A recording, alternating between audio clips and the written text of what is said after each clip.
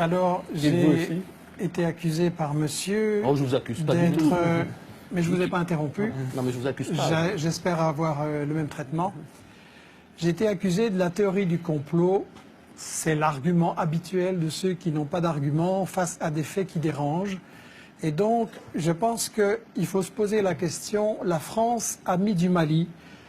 Moi, je dis que dans toute guerre, on nous cache l'histoire et on nous cache les intérêts. Et je voudrais pouvoir expliquer les deux qui me semblent vraiment fondamentaux et totalement occultés dans la version officielle des médias. L'histoire occultée, c'est quand il y a eu un président élu au Mali qui s'appelait Modibo Keïta, qui voulait l'indépendance de son pays, le développement et mettre fin à la pauvreté. Qu'est-ce que la France a fait? Elle a soutenu un coup d'État sanglant de Moussa Traoré. Modibo Keïta a crevé en prison et Moussa Traoré, ça a été une dictature épouvantable pendant 23 ans. Ensuite, il y a eu d'autres marionnettes à la place. Et est-ce que vous appelez ça une théorie du complot? J'aimerais que vous alliez le dire aux Maliens. Ensuite, il y a la question des intérêts, à savoir que le Mali, c'est un pays pauvre, mais comment on peut être pauvre quand on est riche?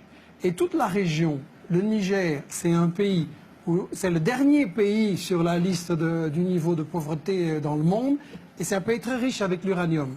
Et donc, il faudrait expliquer ce que vous cachez soigneusement, à savoir que dans cette région, il y a de l'or.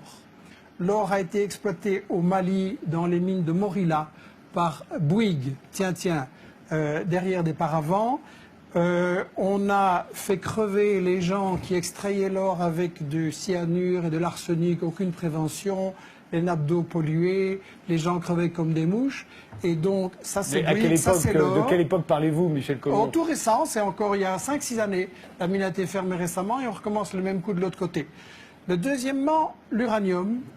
Areva est plein de convoitises pour l'uranium du Mali. Et quand on veut voir ce qu'il va en faire, il faut voir ce qui se passe au Niger, le pays le plus pauvre, comme je le disais. Au Niger, Areva, c'est le numéro 1 de l'exportation nucléaire dans le monde. Le Niger, c'est celui qui procure tous les revenus qui permettent à Areva et aux firmes qui travaillent avec elle, Alstom, Suez, Bouygues et tout ça, de gagner énormément d'argent. Et pendant ce temps-là, monsieur, les Nigériens, ils crèvent de faim. Et quand vous savez, l'espérance de vie, c'est 49 ans. Il y a moins de 30% de gosses qui sont à l'école. Et quand les Nigériens ont dit à Areva, on voudrait quand même un peu d'argent pour nos écoles, ou bien par exemple, il aurait suffi, c'était un projet de la Banque mondiale, de 10 millions pour irriguer le Niger, et le Niger aurait eu, tous les gens auraient eu à manger, Areva a dit, c'est pas notre problème et les Nigériens peuvent continuer à crever de faim. Donc, il y a l'or, il y a l'uranium, il y a, et vous le savez très bien, le gaz et le pétrole dans la région. Et c'est le responsable Afrique Nord de Total qui vient de dire récemment qu'avec la Mauritanie, avec le gaz qu'il y a tout ça, c'est le nouvel Eldorado. Et donc on est en train d'essayer, et on a tout à fait raison de parler de néocolonialisme, et le fait que la France y était là avant ou pas, ça n'a aucune importance. Le colonialisme, ça consiste à piller les richesses, et c'est ce qui se passe dans l'ensemble de l'Afrique. Un Africain noir sur 3 ne mange pas à sa faim. Un Africain noir sur 3 n'a pas accès à l'eau potable. Résultat, pendant la journée qui est en train de s'achever, là, il y a 10 000 gosses dans le monde qui ont crevé parce qu'ils n'ont pas accès à une eau potable. Et la raison de ça, c'est que les multinationales françaises et vos grands amis ou les amis de votre patron, Bolloré, Bouygues, Lagardère, etc., se sont fait des couilles en or pendant que les Africains, ils crèvent de faim.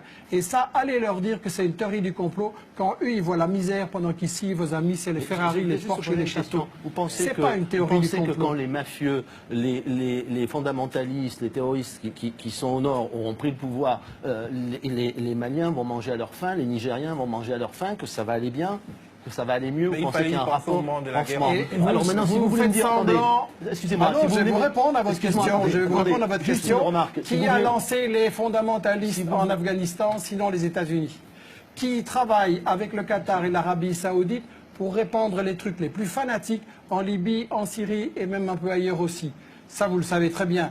Donc, une fois les islamistes sont vos amis et une fois sont vos ennemis. Il faudrait Je choisir. voudrais donner la parole à Attendez, juste Naoufel une remarque. Brahmi Si et vous voulez Mili. dire qu'il faut renégocier les contrats d'exploitation en Afrique pour toutes les grandes sociétés, je suis d'accord. Mais ça ne répond pas à la question Mais c'est de savoir du ce pillage. qu'on fait. Les gens, ils crèvent de Oui, faim d'accord. à cause de vos contrats. Oui, mais arrêtez de penser que ça n'est qu'à cause de ça. Et expliquez-moi comment les gens que nous combattons aujourd'hui vont donner de la richesse à tout le monde. Vous savez, il y a des pays qui ont beaucoup... Il y a la des pays paix, il n'y très aura riches. jamais la paix tant que les gens crèveront de faim et ils crèvent de faim à cause de vos amis. Bien sûr, Naoufel uniquement à cause de Brahmi. nos amis. Mais c'est bien, voilà. Et Bien Mili. sûr, c'est... Non, Parlons juste- de Benghazi. Non, on Deux n'a mots. pas le temps aujourd'hui. Malheureusement, juste qui répondent pourquoi, alors à ce moment-là, quelle est la question que vous avez Non, mais posée? pourquoi est très simple? Parce que des représentants de la population de Benghazi qui menaçaient d'être Benghazi. massacrés Mais sont les venus- services sont secrets venus français voir. étaient 6 Voilà. mois avant l'insurrection de Benghazi. Oui. Vous reprenez les mensonges habituels. Non, mais les arrêtez, moi, je services l'ai secrets vécu, je l'ai français vécu. étaient là 6 Arrêtez. mois avant Permettez-moi, l'insurrection. je vous permets Je pas vois de- que votre attendez. information n'est pas parfaite. Je voudrais Non. sur Benghazi vous donner une Attendez, juste vision. une réponse. Je vous permets pas de me Benghazi, traiter de est-ce que menteur. vous trouvez qu'aujourd'hui la région de Benghazi est tranquille? Ah, j'ai Est-ce pas que dit- vous trouvez que... Non, non. Bon.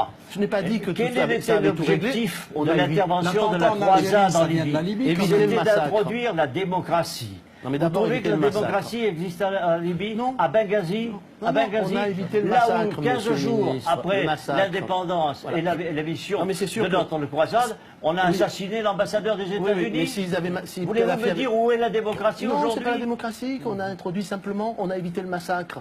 Quel Le massacre? Mais Vous avez allez, assassiné, bien pas sûr. vous, pas vous. Vous avez fait assassiner dans des conditions honteuses le colonel Kadhafi. Vous le savez bien comment il a été Oh, traité. non. On s'arrêtera Vous le là, savez bien. on s'arrêtera là, j'en suis navré. Je suis indigné parce que On recommence avec le complot. je On a fait- réfute la fausse information.